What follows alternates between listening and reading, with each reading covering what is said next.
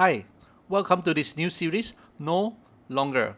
In this series, we talk to people who are no longer in their conventional profession and who would walk out from the conventional boxes and took the path less taken.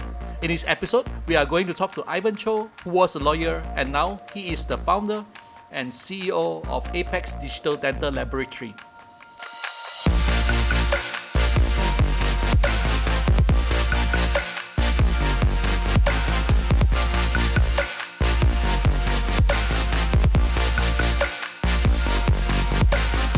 My name is Ivan Choe. I run a digital dental lab. I am previously a practicing lawyer.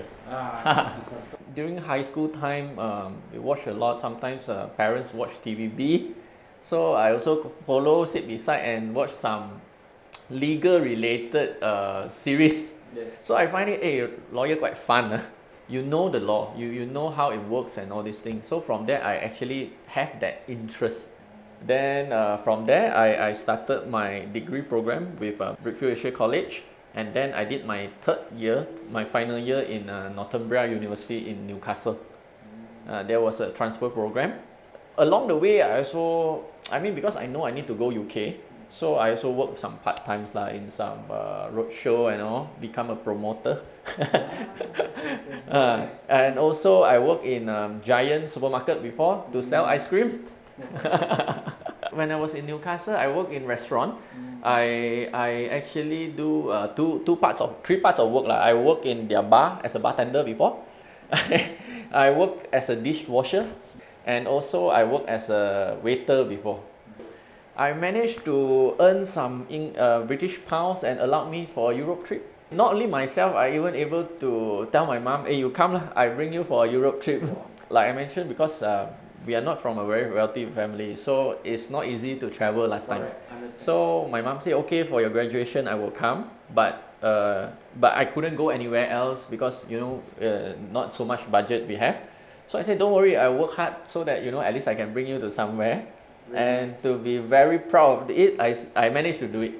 Really yeah. Nice. So after I come back, again I go back to Brickfields. So I go to Brickfields and I say, let's do CLP. Work and study. What was the spark that gave you this kind of inspiration for you to say, oh, that is one day I want to switch path? I would say I'm a guy that like technology. I like innovative stuff. So I even have a entrepreneur mindset that I want to do something this and that lah. Okay, because I think lawyer is just it's a profession that I want to go into, but I want to do different. I become a different lawyer, that kind of thing lah. Yeah, but what makes me come into this business is actually because of technology. So for one exhibition, I actually come across this milling machine, dental CAD/CAMs and all. At that point, I'm still a practicing lawyer. I don't know much about this business, but of course, the seller tried to make me buy the machines. Then he say, okay, one day this machine can do maybe 20 crowns. 1 crown costs how much? And at that point, Malaysia have maybe less than 3 million machines. So he said, if you just start up a new one, you'll be making money. So I'm like, okay lah, true lah, but this machine cost me 400,000-500,000. It's a bit pricey and it's a bit not reachable for me. So from that I stopped venture into it. I stopped looking at it, but it doesn't stop me from doing research because it sounds like a business opportunity. But I still always believe that this thing will grow. This thing will hit one day. Will be something explosive. So in 2015, I decided to fly to Korea to find out about this technology. These equipments and all. So at that point, You didn't have experience. Yes. You have no backup. Yeah. And I don't know anyone. So what I do is I just send email. To my surprise, 2 of the manufacturers actually willing to see me. So second manufacturer, who is the manufacturer that I still work with right now, is called DOF, Degree of Freedom. So they are pioneer in dental scanner. Yes, then at that point they have milling machine. So I have a month to prepare the payment, which I don't have the payment. What I do is I look for personal loan from bank. So after that, after a month, where it was close to November and December, my machine comes into border already. So I fly to Taiwan to hiring. But to my surprise, on December, the student tell me they don't want to come back to work for me because they think they never learned this in their school. So they say they don't want to come back. So again, I'm stuck. And I need to start paying my personal loan finance to the bank. So on January itself, I pay lor. I still work lor. I work, I pay, I work, I pay, that kind of. Like my day job. I didn't stop my practice yet. And it's like burning money. The burn rate is very high. I have to pay rental. Then actually I plan to sold the machine away to pay off my loan. That was the first, people say a first giving up moment.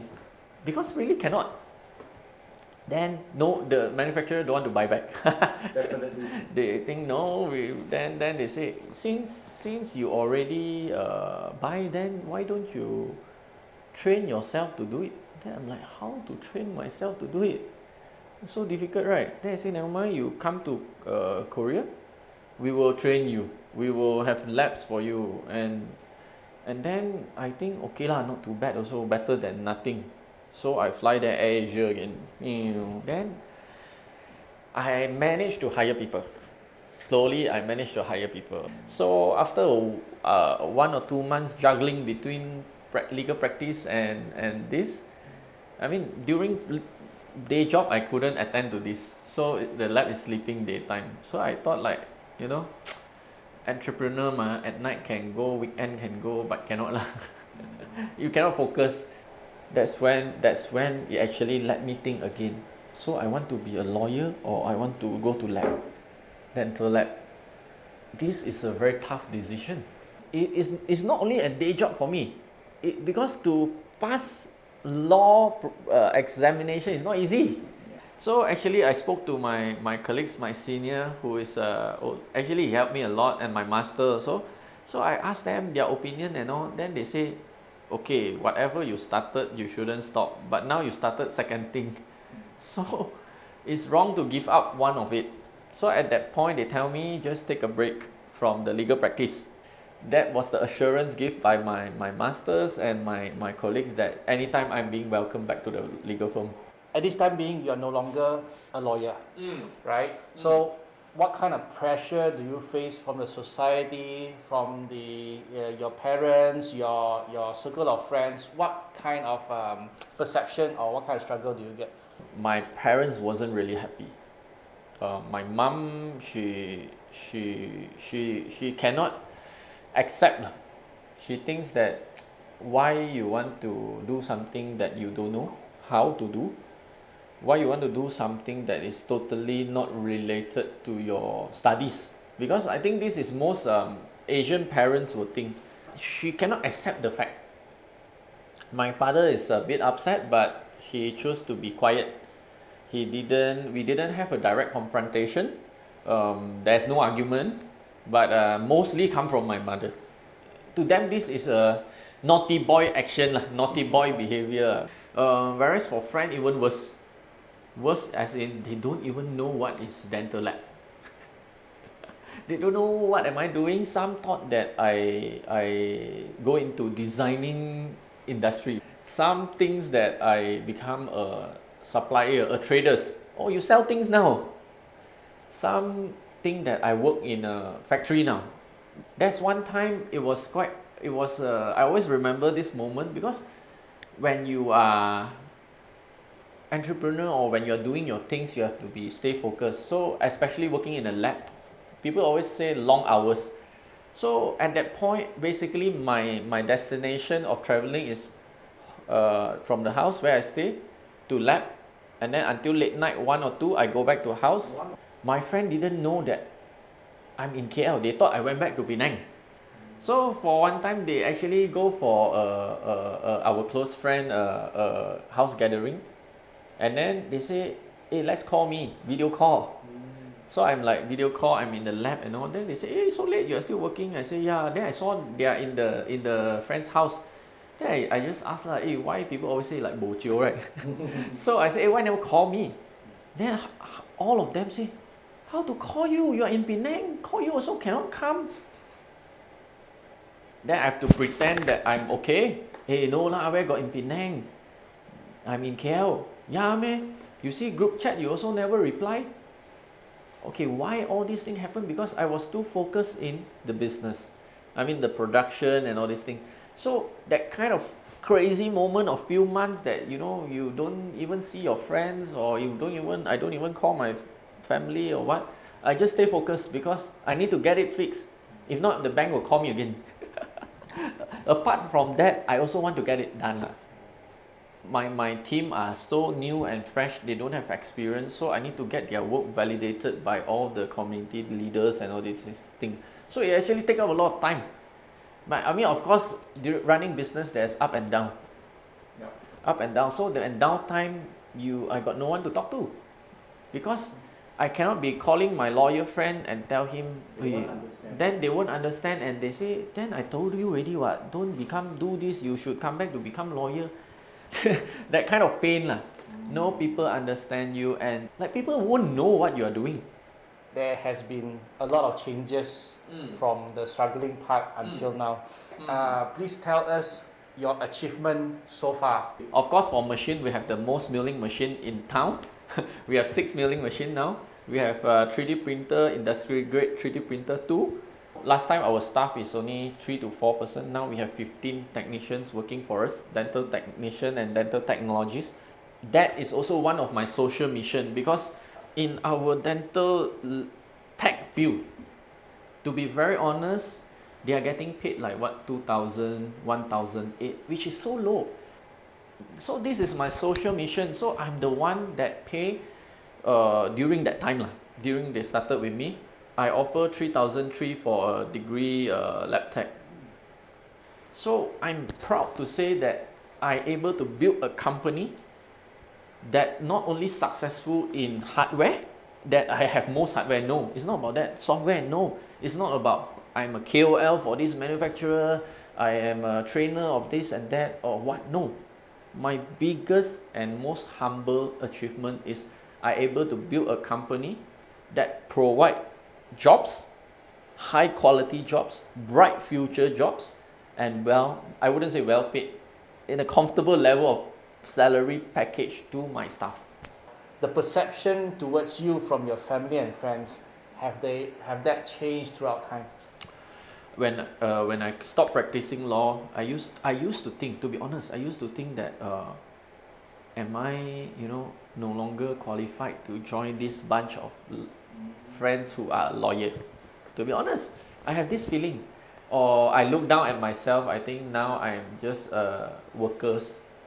Sometimes our industry have dinners and all. I feel ashamed to actually attend. Like when people ask you, hey, where do you practice now? Then you're like that kind of things. So after a while, I realized this is not the true facts.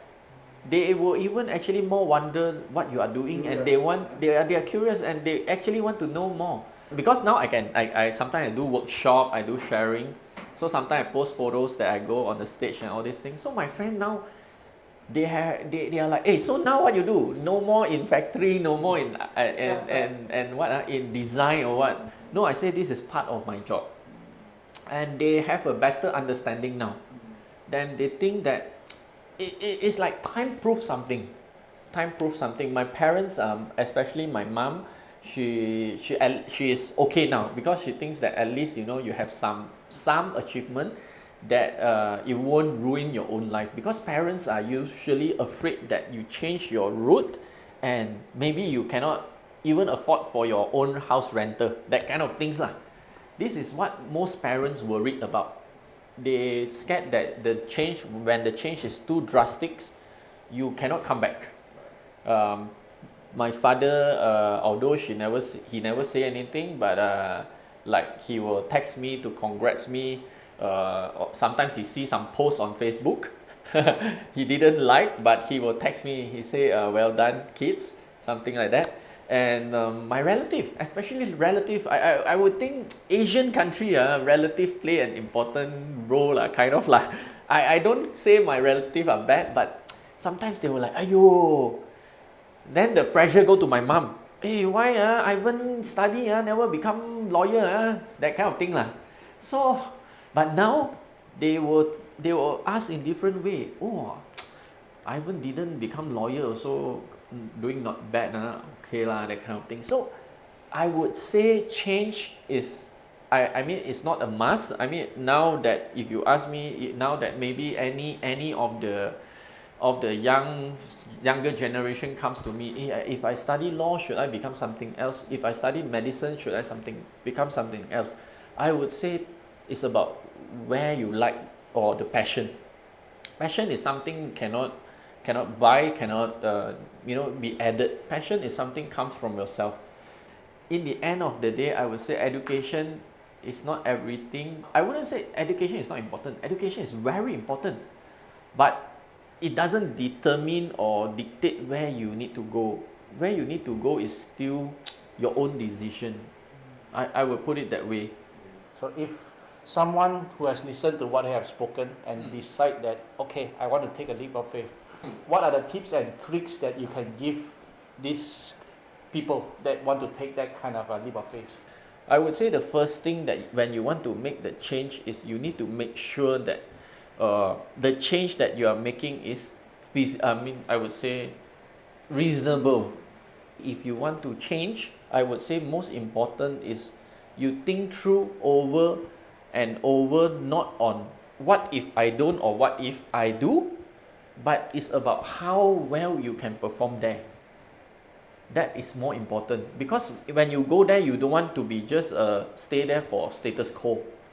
So when I moved to dental, from legal law moved to dental, I don't envision myself is just like an ordinary lab owner or lab operator. I envision myself that maybe I want to be the best in the country. The more relevant consideration should be why you want to go there and how does it actually makes you happier. Happiness cannot be bought. That kind of, in Chinese people say the 热忱, the flame that makes you, is like passion. That kind of things, then yes, it worth us going. Don't let the society or your friends to actually dictate what you should do, but do what you are happy. It's really inspiring and touching at the same time. Thank you. So thank you, Ivan. It has been a really insightful interview with you. I hope for all the best for you. Thank you and so then much. thank you so much for your time. Thank you.